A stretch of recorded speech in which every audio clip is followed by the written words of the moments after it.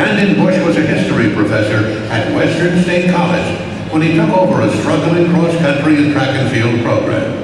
In a rather short period of time, he built the two programs into Division II powerhouses. The list of accomplishments is starting with 12 national championship journeys between his men's and women's teams. 10 of those crowns came in the NCAA National Championships, and 2 were earned when Western State was a part of the NAIA.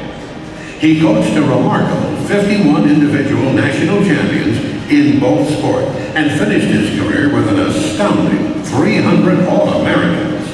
For his efforts, Vandenbusche was rewarded by his coaching peers, garnering Division II Coach of the Year honors 7 times.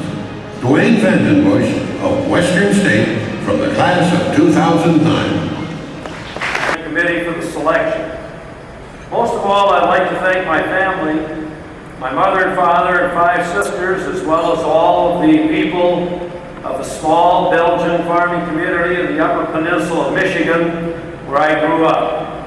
I was the first in my community to go to college, and it wouldn't have been very successful if I hadn't had the help and support of all the people from St. Nicholas. I came from one of the most beautiful and special areas in the world, the Upper Peninsula, to an even more special place, the Gunnison country of Colorado. My teaching and coaching career at Western State College in the Rocky Mountains, it's a land of perpetual sunshine, very high elevation, 14,000 feet, and is one of the great outdoor areas in the nation. It is a land where ranching and mining dominate and where the work ethic is sacred. I'd like to pay tribute to all of the great mountaineers of Western State College that I've had the honor to coach for 37 years. In particular, there are 4 that stand out. The 2 greatest captains I've ever had were Jolynn Hutchinson for the women and Kelly Christensen for the men. They led their team to national championships that we wouldn't have won without their great leadership.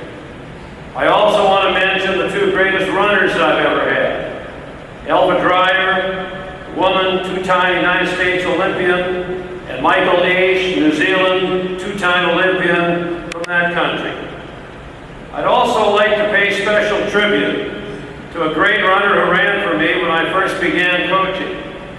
Frank Benson went on to coach in Lake County in Leadville, Colorado, 10,208 feet in elevation, the highest town in the nation. Frank won 15 state championships for the boys and girls and was voted as one of the top 25 high school coaches in the nation. I learned a lot from one of the greatest distance coaches I've ever met, and I'm very much appreciative that he's here tonight. Throughout the years, Western State College cross country and track and field have had some rules that we live by. Number 1, the most important thing is to be a good person, a good student, and a good athlete, in that order. Number 2, we follow Willa Cather's great saying, the end is nothing, the journey is all. Number 3, we never allow BMWs. No bitching, moaning, or whining.